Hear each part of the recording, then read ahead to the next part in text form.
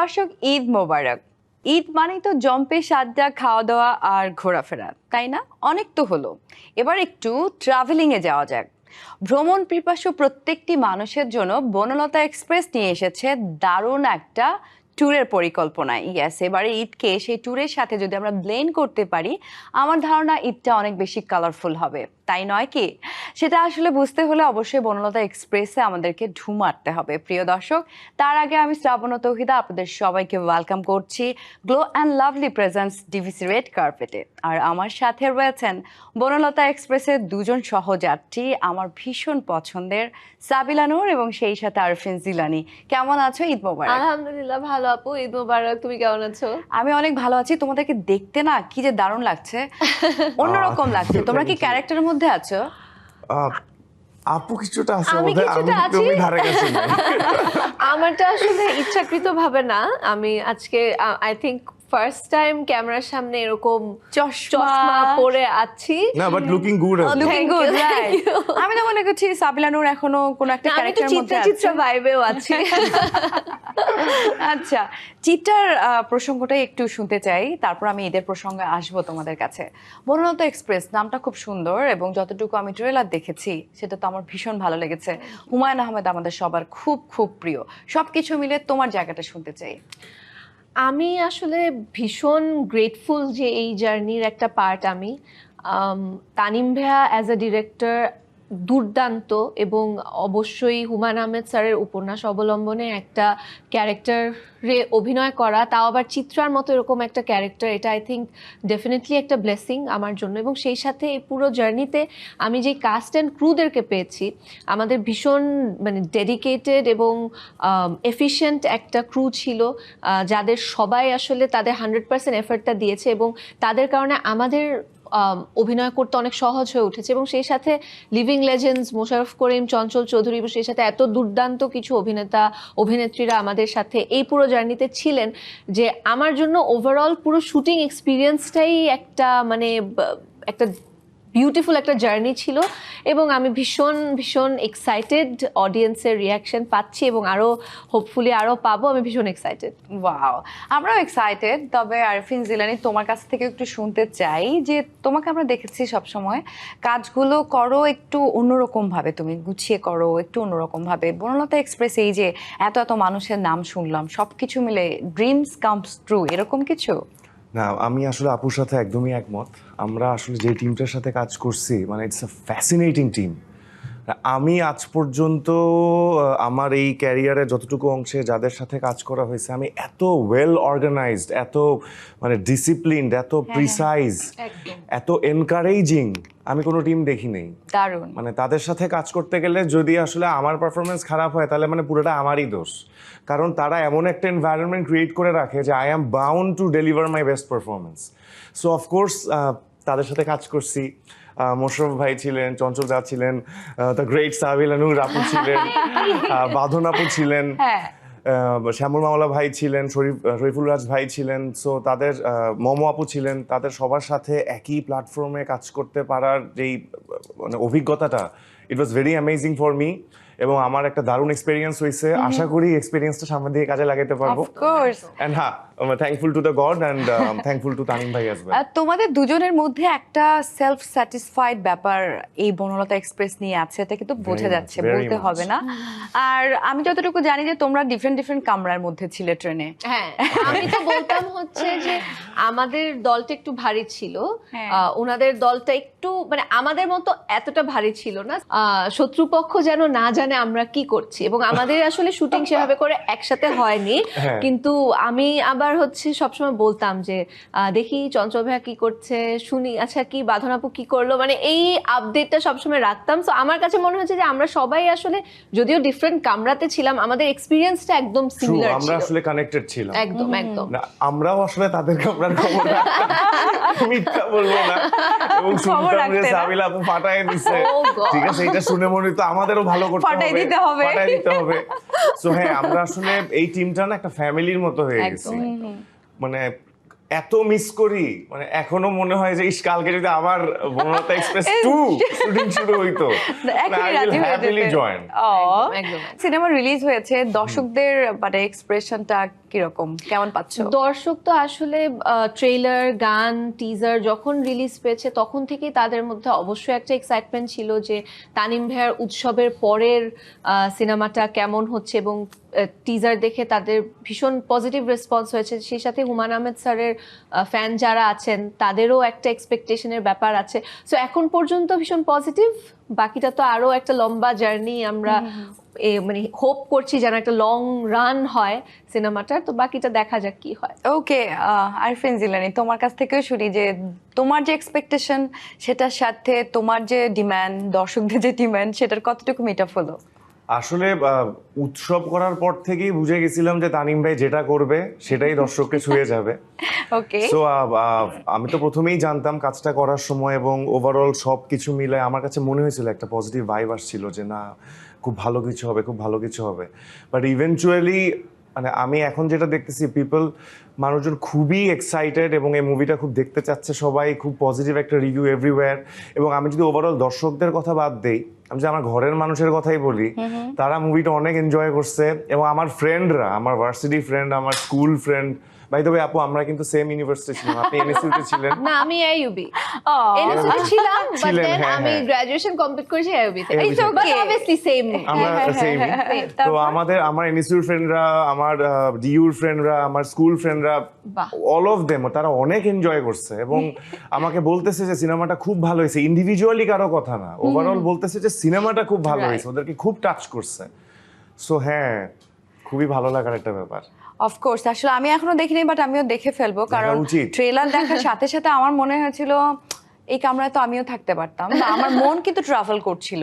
আর হুমায়ুন আহমেদ ছোটবেলার অনেকটা গল্প, আসলে ছোটবেলার অনেক ইমোশনের সাথে হুমায়ুন আহমেদ জড়িত। একদম। সবকিছু মিলেই তোমাদের এই কাজটা এবং তোমাদের পেয়ার, তোমাদের সবকিছু নিয়ে আমি অনেক এক্সাইটেড। এত কথা হচ্ছে বনলতা এক্সপ্রেস নিয়ে, তাহলে আমরা একটু ট্রেলারটা দেখে ফেলি। আমার রাতের ট্রেন, মা বলিলেন ঘুমোতুই ডেকে দেব সময়ের আগে।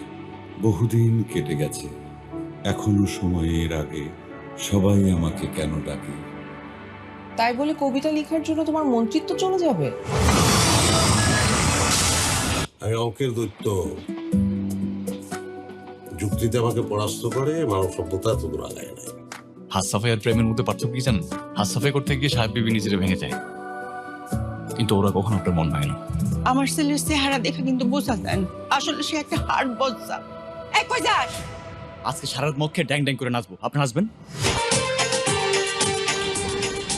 আয়ুব বচ্চন যখন সোলো গিটার বাজায় তখন গানের জন্য কেউ অপেক্ষা করে না। তোমরা দুইজন কি হানিমুনে যাচ্ছ নাকি? আর কর্মীর গায়ে হাত তোলার পরও এই ট্রেন চলতেছে। ট্রেনটা থামলে আমরা মজলুম হইতে পারি, কিন্তু রানিং ট্রেনে আমরাই সরকার। আচ্ছা, তো মনে হয় ট্রেনে হয়ে যাবে। কি গজব নাজিল হলো! ডাক্তারের কোনো পুরুষ মহিলা নাই, ডাক্তার মানে ডাক্তার, ফুল স্টপ। গ্রামের দাই মারে দিলে তখনই তিনটা বাচ্চা ডেলিভারি করে দিত। বাচ্চা এত আগে ডেলিভারি লাগলে বউকে কয়েকটা দিন আগে প্রেগনেন্ট বানাইতেন। ওটা কাজ করেন, আমাকে কোলে তুলে নেন, ওর ছোট ভাই হিসাবে।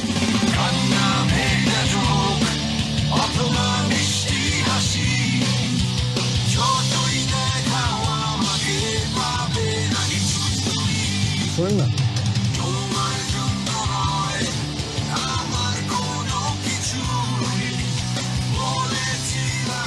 ভাইপাতে কাজ হয়নি, প্র্যাকটিক্যাল দেখাতে হবে। দেখি পুরো হাবলঙ্গের বাজার বসছে। এক কাজ কর, তুই গু খা। তাজা গু না, 3 দিনের বাসি গু খাবি। তারপরে নীল নীল মোটা মোটা মাছি উড়ে বেড়াচ্ছে, সেই গু খা, মাছি সহ খা। কচকচ করে শব্দ হবে, ক্রিসপি গু খা।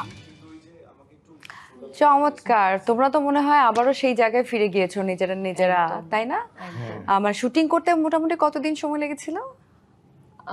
1 মাসের মতো। এরকম 1 মাস। একদম এক্স্যাক্টলি আমাদের আইডিয়া নেই, বাট এরকম অ্যারাউন্ড 1 মান্থ।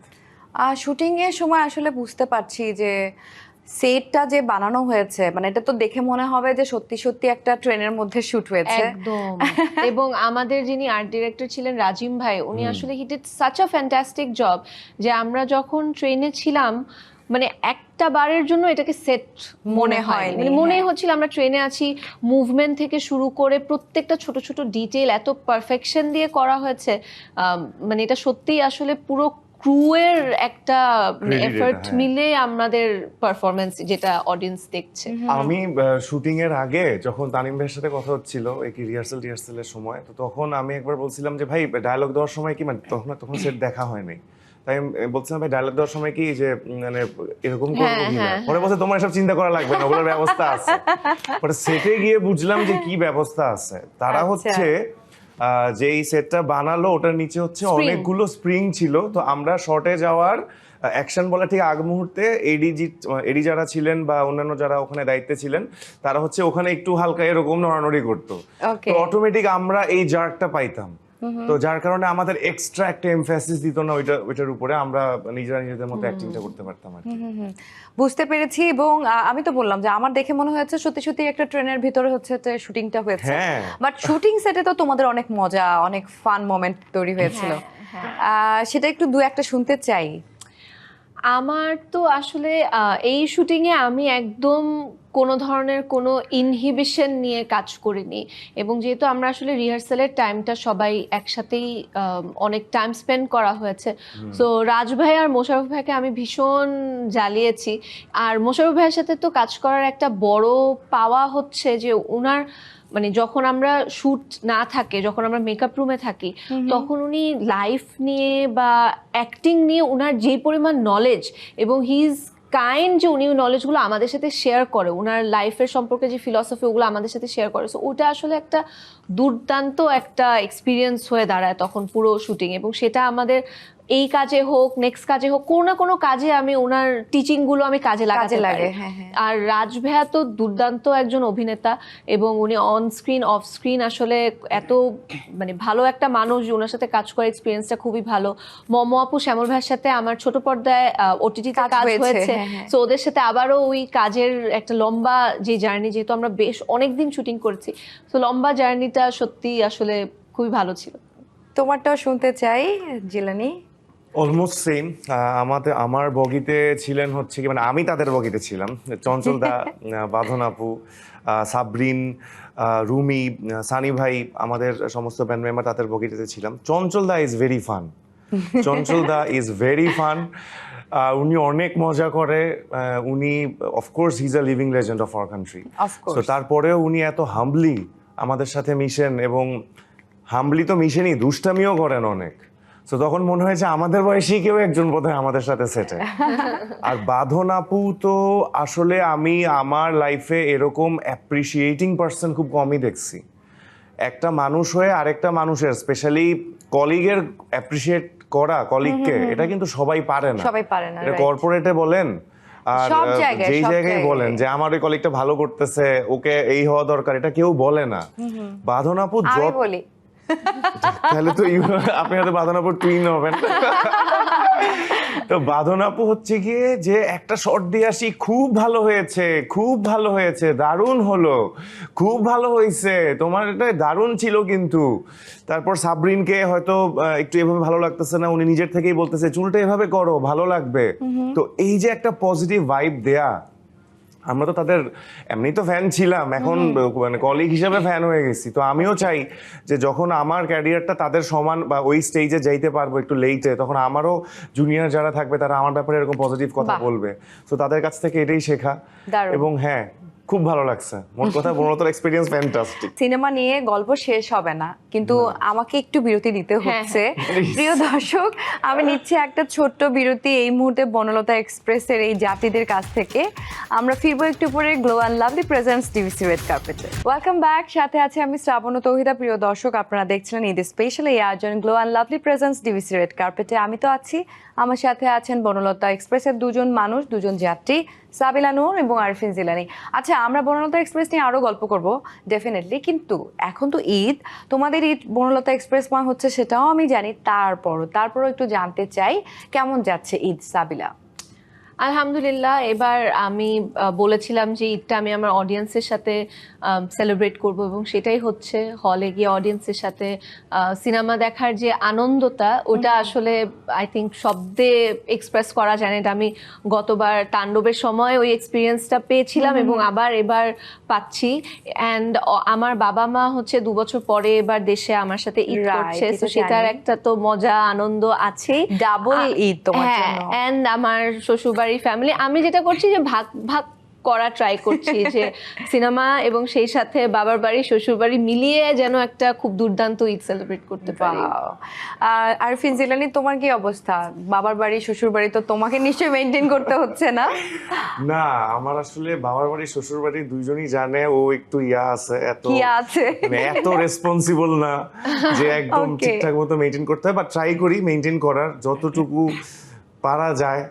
ঠিক আছে, বাট এই ঈদটা আমার জন্য খুবই স্পেশাল, বিকজ এই ঈদে তো আমার ক্যাকটাসটা রিলিজ হইলো, ব্রণতা এক্সপ্রেস রিলিজ হইলো, দারুণ। জায়েদ ভাইয়ের চক্র 2 রিলিজ হইলো। সো আমি খুব ভালো ফিডব্যাক পাচ্ছি, খুবই ভালো লাগতেছে। আর যখন কোনো একটা কাজ অ্যাকনলেজড হয়, এর থেকে আসলে আর বড় পাওয়া কি আছে। তো ঈদে কিছু প্ল্যান ছিল ঘোরাঘুরি করার, কিন্তু আমার বউয়ের হচ্ছে এই রোজার মাসে তো কোনো কনসার্ট ছিল না। হ্যাঁ। তো ওর হচ্ছে আবার এই যে ঈদের সিঙ্গারদের সময়। যেটা হয় ঈদের পর পর কনসার্ট শুরু হয়েছে, তো আমার কাজ শেষ, ওর কাজ শুরু।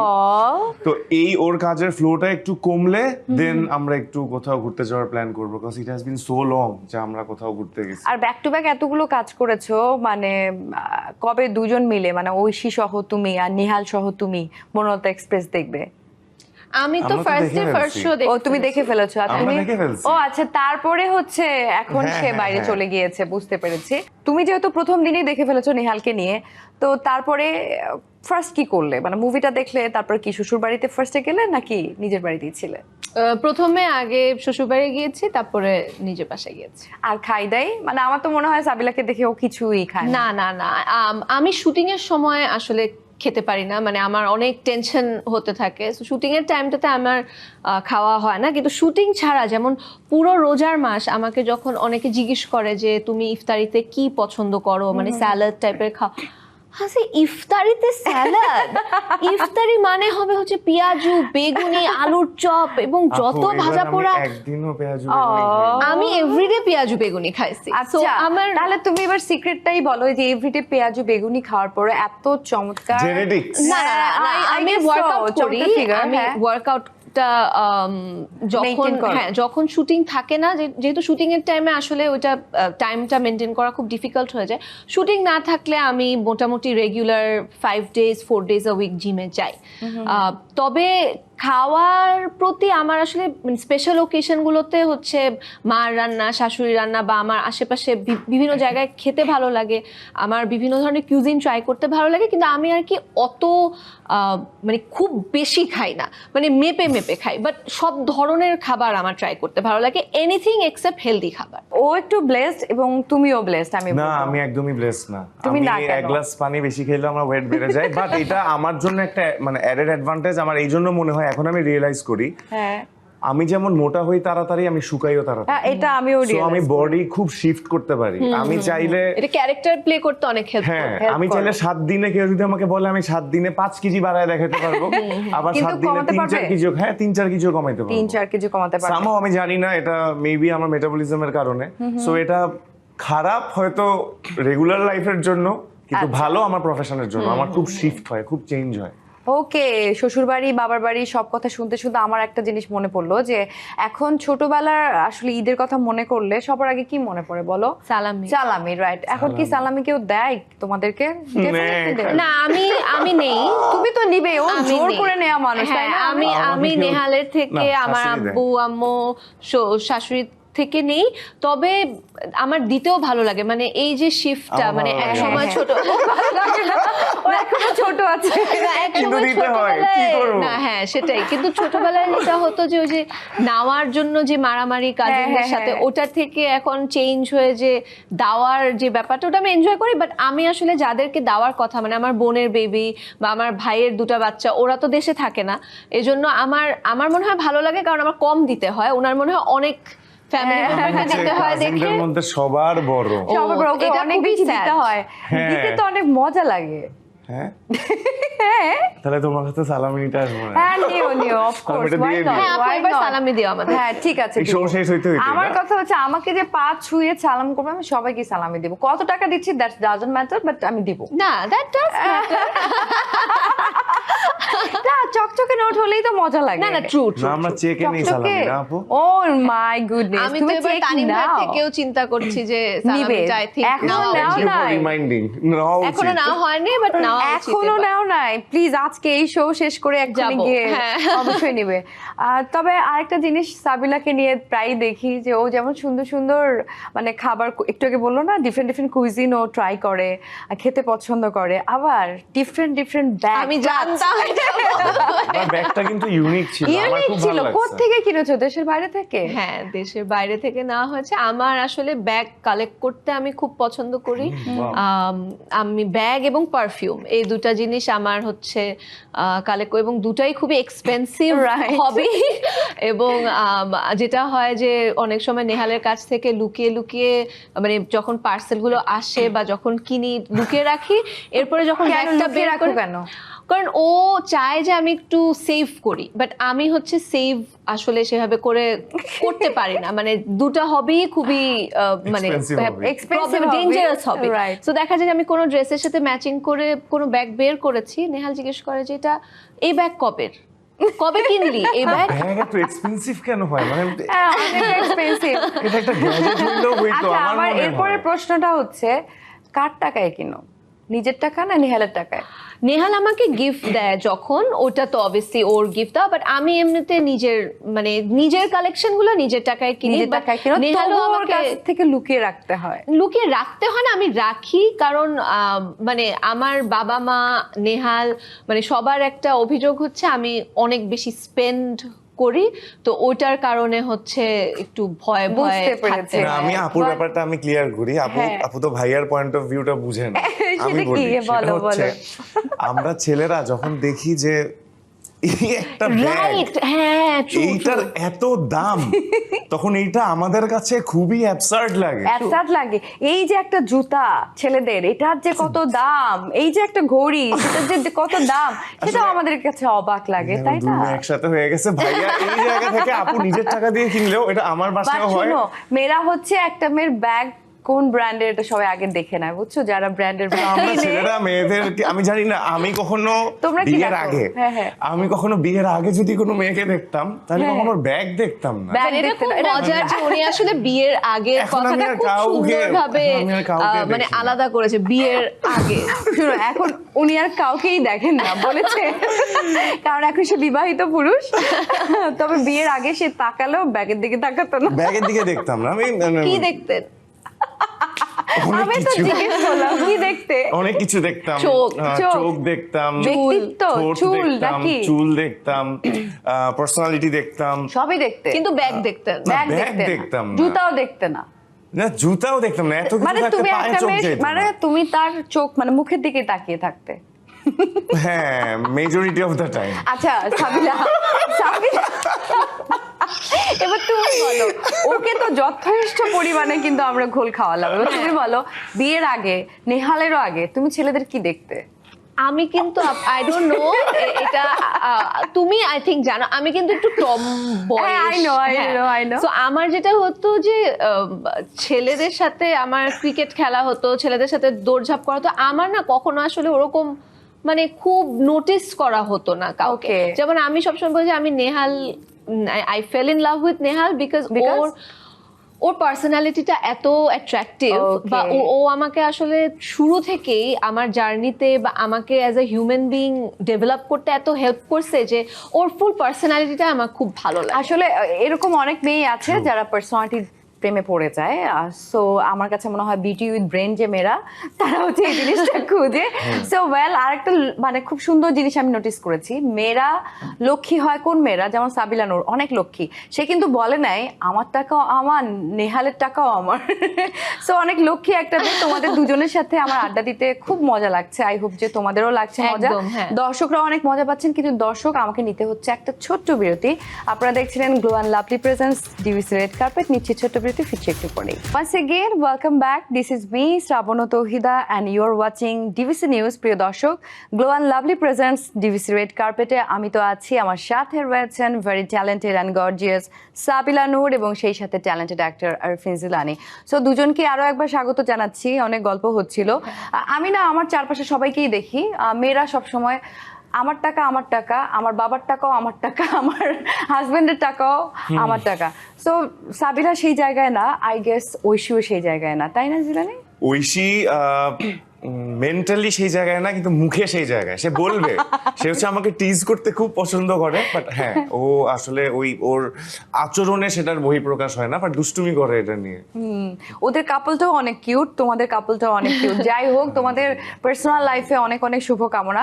আচ্ছা, আমি তোমাদের সাথে এতক্ষণ আড্ডা দিয়েছি, এখন একটা গেম খেলবে প্লিজ। হ্যাঁ, আমি খেলতে চাই এবং আমার মনের কথাটা কিন্তু সাবিলা নূর বুঝে ফেলেছে। চলো, এমন সহজ একটা গেম আমরা খেলবো, তোমরা কিন্তু দেখবে যে আমাকেই থ্যাঙ্কস দিয়ে যাবে যে শ্রাবণ আপু থ্যাংক ইউ সো পাবো মাচ। জিতলে অনেক বড় গিফট পাবে, ওয়েট করো, আমি তোমাদেরকে চোখ দেখাবো। আচ্ছা, চোখ যে মনের কথা বলে এটা তো বিশ্বাস করো না? তো চোখ দেখে বলতে হবে তোমাদেরকে যে এটা কার চোখ, বাট ডেফিনেটলি আমি তোমাদেরকে ক্লু দিব। ওকে, কার চোখ বলো তো? আমি জানি, আমি বুঝে গিয়েছি, আমাকে কিন্তু বলেনি কেউ। তবে আমি হিন্টস দিই একটু। বাংলাদেশের একজন সিঙ্গার, অনেক পপুলার, তার বাবাও একজন লেজেন্ডারি সিঙ্গার। হাবিব ভাই? এইটা হাবিব ভাইয়ের চোখ? দেখা যাক। আমি আসলে তার বাবা লেজেন্ডারি সিঙ্গার থেকে পিক এই করছি। ক্লুটা থেকে সে বুঝতে পেরেছে। আমারও মাথায় ওকে ওকে ওকে। সাবিলা একটু পিছিয়ে গেছে, আমি দেখা যাক, আমি দেখতে চাই সেকেন্ড যে এটা মানে ছবিটা হাবিব ভাই দেখাবো। সারা রাত না ঘুমানোর পরে চোখটা। নেক্সট ছবি, কার চোখ? এটা একজন অভিনেতা, অবশ্যই বাংলাদেশের, যার সাথে তুমি কাজ করেছো। হ্যাঁ, আর সাবিলা কাজ করেছে এবং চোখগুলো অপূর্ব ভাইয়ের, কিন্তু দেখো এই চোখ এবং আইব্রোজ খুবই আইকনিক। একদম একদম। একটু সিনসিয়ার হয়ে বসি। সাবিলা তোমাকে জীবনেও জিততে দিবে না। আমি আপু আবার স্টুডেন্ট ভালো আছে, অনেক ভালো, ওর আইকিউ অনেক ভালো। নেক্সট ওয়ান, ওকে, জাহিদ ভাই? অবশ্যই। হ্যাঁ, জাহিদ ভাই। কোনো ক্লু দেয়া লাগলো না, ও বলেছে জাহিদ ভাই। না, আমি জাস্ট এমনি গেস। আমি আপুর সাথে একদম একমত। ওকে, জাহিদ হাসান বলেছে তোমরা, আমার কাছেও তাই মনে হচ্ছে, বাট আমার ক্লু দিতে হয় না। এটা ইন্টারেস্টিং। ইয়েস, মার্কটা তো আমি পাবো যেটা আমি অফকোর্স অফকোর্স। সহমত পোষণে কোনো মার্ক না। সো এগিয়ে এবার এখনো রয়েছে হচ্ছে সাবিলা নূর। 2-1 2-1। নেক্সট ওয়ান, শাকিব ভাই। শাকিব খান বলেছে, তুমি কি একমত, সহমত? বলো। আপুর তো উঠে গেল। হ্যাঁ, আমি তো এইজন্য বললাম হ্যাঁ, বাট আমার এখন রাগ লাগছে যে আমি বলার আগে কেন বলে দিলাম। এবং আমি জানি, আমি বলতামও যেটা বরবাদের, মানে বরবাদ সিনেমার লুকের ছবি। ওয়াও, হাড্ডাহাড্ডি লড়াই। নেক্সট ওয়ান, এটা কিন্তু লাস্ট, এটা দিয়ে আমি ডিসাইড করব হু ইজ দ্য উইনার। ওকে ওকে, ঠিক আছে, বলো। আপনি বলেন না প্লিজ। আপু ডিস্ট্রাক্ট পারলে বলবে না কেন, বলো। বলেন না।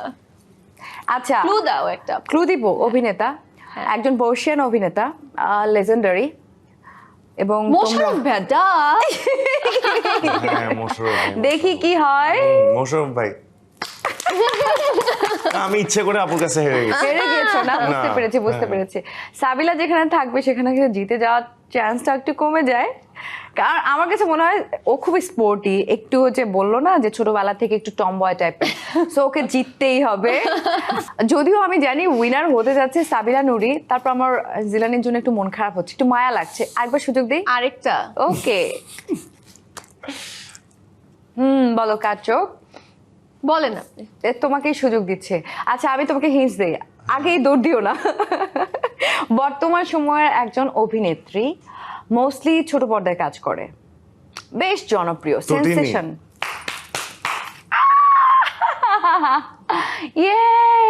যাক, তাহলে টাই হইছে। হ্যাঁ, আমি আসলে দুজনের কাউকেই উইনার হিসেবে দেখতে চাইনি। আমার কাছে তোমরা দুজনেই উইনার। ভাগাভাগি করে নিব, নো প্রবলেম। ওকে, গিফটটা তোমাদের দুজনই যাতে শেয়ার করতেও না হয়, তোমাদের দুজনের জন্য এত এত ভালোবাসা আমার পক্ষ থেকে। অনেক হয়েছে জীবনে, আর দরকার নাই ভালোবাসা। আর দরকার নেই এটা বলতে পারলে তুমি। দাঁড়াও, ঐশীকে ফোন দিচ্ছি যে ঐশী তোমার জামাই আমাকে এই কথাটা বলছে, তোমার ভালোবাসা দরকার আছে কিনা বলো। হ্যাঁ, বাট সাথে একটা গিফট গিফট হইলে আরো ভালো হতো, তাই না? অবশ্যই সেটাও হয়ে যাবে। আর আসলে দর্শকের ভালোবাসার জন্যই তো আমরা সবকিছু করি। তো তোমাদের বনলতা এক্সপ্রেস দিয়ে আবারও শেষ করতে চাই, সেই জায়গাটা ফিরে আসতে চাই। তোমরা দুজনেই বলো, বনলতা এক্সপ্রেস এক কথায় যদি জানতে চাই, বা কেন দর্শক দেখতে চাইবে বা দেখতে যাবে? এটা দর্শককে আসলে একটা খুব পজিটিভ ভাইব দিবে। দর্শক যখন সিনেমা হলটা থেকে বের হবে না, সে একা হোক, তার ফ্যামিলি সহ হোক, তার গার্লফ্রেন্ড, বয়ফ্রেন্ড, হাজব্যান্ড, যার সাথেই হোক, সে একটা খুশি মনে বের হবে। সো দিন শেষে আসলে মানে হ্যাপিনেসটা আসা, এটা কিন্তু সবার ক্ষেত্রে হয় না। সো একটা সিনেমা দেখে যখন আমি খুশি মনে বের হচ্ছি, একটা আনন্দ নিয়ে, ইট ম্যাটার্স। অফকোর্স সো অফকোর্স সেই জায়গা থেকে তো দেখা উচিতই। আর তাছাড়াও তো এটার অনেক পিক পয়েন্ট তো আছেই। এটা হুমায়ুন আহমেদ স্যারের একটা গল্প, হুমায়ুন আহমেদ স্যারের আমরা সবাই ম্যাসিভ ফ্যান। তানিমুর ভাইয়ের ডিরেকশন, এখানে তাদের মতো গুণী শিল্পীরা আছেন, তারা অভিনয় করছেন। সো সব কিছু মিলায় এটা একটা মানে খুবই এনজয়েবল, খুবই রিলিভিং, খুবই সুদিং একটা মুভি। ওকে, দেখা উচিত। সাবিলা? আমার কাছে মানে 100% খাঁটি বাংলাদেশি সিনেমা, সেই সাথে এত এত গুণী অভিনয় শিল্পী, তার উপর পরিবারের সাথে এনজয় করার মতো একটা সিনেমা, যেটা হুমায়ুন আহমেদ স্যারের ফ্যানরা হোক, মোশাররফ ভাইয়ের ফ্যান, চঞ্চল ভাইয়ের ফ্যান, বা যাদেরই ফ্যান হোক বা যাদের কাজই পছন্দ করুক, তানিম ভাইয়ের ফ্যান হোক, আমার মনে হয় সবাই ভীষণ ভালো একটা সময় কাটাবে যখন এই সিনেমাটা দেখবে। ওকে, আমিও দেখতে চাই এবং ভালো সময় কাটাতে চাই। শেষ প্রশ্নটা করতে চাই তোমাদের দুজনের কাছে, সেটা হচ্ছে বনলতা এক্সপ্রেস ছাড়াও অনেকগুলো সুন্দর সুন্দর মুভি কিন্তু রিলিজ হয়েছে। সাবিলা নূর আর কোনোটা দেখেছো? প্রিন্স আছে, তারপর হচ্ছে রাক্ষস আছে, আরো অনেক মুভি, কোনটা দেখেছো এখন পর্যন্ত? এখন পর্যন্ত বনলতা এক্সপ্রেস দেখা হয়েছে, তবে আমার প্ল্যান আছে যে কালকে থেকে প্রিন্স তো যেহেতু আমাদের মেগাস্টার শাকিব খানের অভিনীত সিনেমা, আমি অবশ্যই চাইবো সিনেমাটা দেখতে। প্রতিবারই দর্শকের এক্সপেকটেশনের ঊর্ধ্বে গিয়ে উনি কিছু একটা করে দেখান। সেই সাথে ফারিন আছে, আমার খুবই ভালো ফ্রেন্ড। রাক্ষস, সিয়াম আমার খুবই ভালো বন্ধু। দম আছে, দমের সাথেও আমার একটা কানেকশন আছে, যেহেতু রেদওয়ান রনির হাত দিয়ে আমার ছোট পর্দার জার্নি শুরু হয়েছে। প্রেসার কুকার আছে, রায়হান রাফির সিনেমা, যাকে দিয়ে আমার বড় পর্দার জার্নি শুরু হয়েছে। সো এবার প্রতিটা সিনেমাই আমি দেখতে চাই, এবং আমি ভীষণ হ্যাপি যে প্রত্যেকটা সিনেমার ডিফারেন্ট গল্প, ডিফারেন্ট জনরার সিনেমা। আই থিঙ্ক অডিয়েন্সের এবার ঈদে একেবারে একদম ঈদটা পরিবার সহ সিনেমা হলে খুব সুন্দর একটা সময় কাটবে প্রতিটা সিনেমা দেখে। অফকোর্স। আরিফিন জিলানী, তুমি কোনটা দেখবে? আমি দম দেখবো নিশু ভাইয়ের জন্য, ওকে। প্রিন্স দেখবো ডেফিনেটলি শাকিব ভাইয়ের জন্য, আমাদের মেগা স্টার। রাক্ষস দেখবো। মোট কথা হলো গিয়ে আমার কাছে মনে হচ্ছে যে আমাদের দেশের সিনেমা ইন্ডাস্ট্রি আমরা খুব ভালো একটা ভাইব পাচ্ছি। বিকজ এবার যদি মুভিগুলো দেখলে আরো বেটার বুঝবেন, যদি টিজারগুলোই আমরা দেখি একদম ইন্টারন্যাশনাল স্ট্যান্ডার্ডের হয়েছে। সো আমরা আসলে এই লেভেলটাতেই যাইতে চাই, এবং আমার প্রার্থনা সৃষ্টিকর্তার প্রতি যে এই ধারাটা যেন অব্যাহত থাকে আমাদের দেশে। সো আমরা সামনের দিকে যে বলিউড হলিউড নিয়ে এত কথা না, মানে তখন বলিউড হলিউড নিয়ে তো বলবেই, বাট আমরা বলতে পারবো যে আমাদের দেশের সিনেমাও, এই ছোট একটা দেশের সিনেমাও ওই স্ট্যান্ডার্ডের হচ্ছে। তোমাদেরকে আরো একবার অনেক অনেক ভালোবাসা এবং শুভকামনা জানিয়ে আমি শ্রাবণ ও তৌহিদা বিদায় নিতে চাই। ঈদ মোবারক। থ্যাংক ইউ আপু, ঈদ মোবারক। যারা দেখছে দর্শকদেরকে অনেক অনেক ধন্যবাদ, সবাইকে ঈদের অনেক অনেক শুভেচ্ছা, পরিবারের সাথে অনেক সুন্দর সময় কাটান। প্রিয় দর্শক, এরই সাথে আমি আপনাদের কাছ থেকেও বিদায় নিতে চাচ্ছি। ডেফিনেটলি এবার আমাদের ঈদের যে মুভিগুলো, সেগুলো কিন্তু দারুণ এক একটা মুভি। আপনাদের সবার ঈদটা আরেকটু কালারফুল করবার জন্যই কিন্তু এত কষ্ট। সো আপনারা সবাই হলে গিয়ে মুভি দেখুন। বাংলাদেশের মুভি ইন্ডাস্ট্রি সেই যেন গোল্ডেন পিরিয়ড অফ টাইমটা ফিরে আসে, সেই প্রত্যাশা রেখে আমি শ্রাবণ ও তৌহিদা বিদায় নিচ্ছি আজকের মতো। অনেক অনেক ভালো থাকবেন। ঈদ মোবারক।